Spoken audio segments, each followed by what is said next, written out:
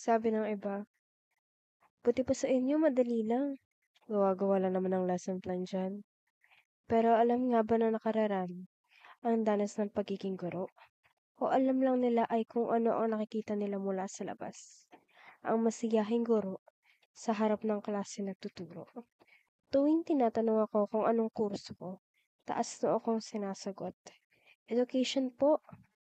Pero madalas ang balik sa akin, so magaling ka lang magsalita. Doon ko nakita kung gaano kababa ang tingin ng iba sa propesyon namin. Pero kasabay nun, ay ang taas ng inaasahan nila. Parang ang guru daw laging mahinahon, handa, at tama. Pero sa totoo lang, hindi naman kailangan maging perpekto ang isang guro. Pero dapat may malinaw na layunin.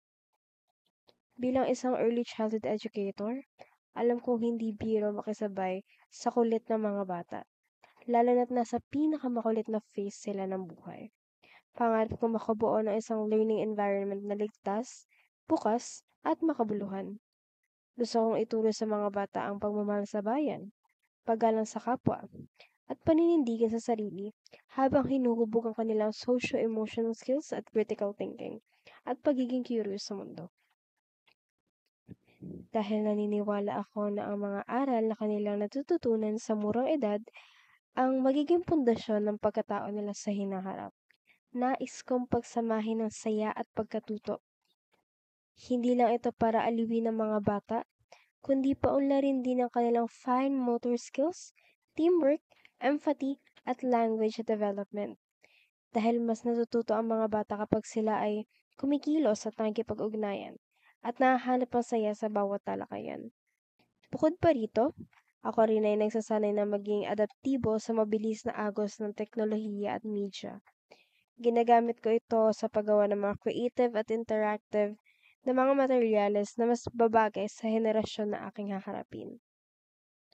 Pero sa mga hinahangad kong ito, paano ko nga ba masusuri na na-apply ko ito sa kanilang mga buhay? Sa paningin ko ay hindi lamang sa mga test, quizzes at activity na babatay kung ano ang natututunan ng mga mag-aaral. Magkakaroon ako ng mga holistic assessments kung saan gagamit ako ng mga observation checklist, anecdotal records, at portfolio assessments para makita ang progreso ng mga mahalaga rin sa akin na magkaroon ng pagkipag-ugnayan sa mga magulang.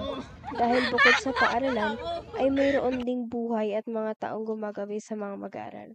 Sa ganitong paraan, mas maiintindihan ko ang ugali, karanasan, at learning styles ng bawat bata. Dahil dito, mas ma-actionan ko ang kanilang pangailangan at mas makakabuo ako ng mas epektibo na plano para sa klase. Pangarap kong magkaroon ng klase kung saan walang batang naiiwan, hindi dahil kulang sa kagamitan, Bakla, ano hiya, ang alam sa plus mo? at lalong hindi dahil sa kahirapan.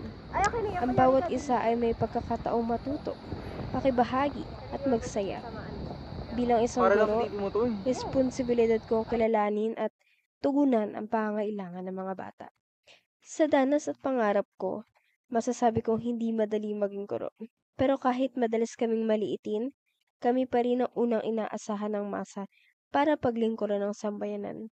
Sa loob ng silid-aralan, kami ang nag-aabot at humuhubog ng kaalaman, tapang at asal para handang harapin ng mga bata ang magulong mundong And ito. perhaps just as Kaya importantly, habang ang iba ay looking forward, nagdududa, may ako mga ay patuloy lang na incentives maghahatid ng edukasyon for sa Congress lungsod man o sa ever kanayunan. Dahil sa bawat batang natututo na may puso at tapang, tagumpay ito ng isang gurong patuloy na lumalaban.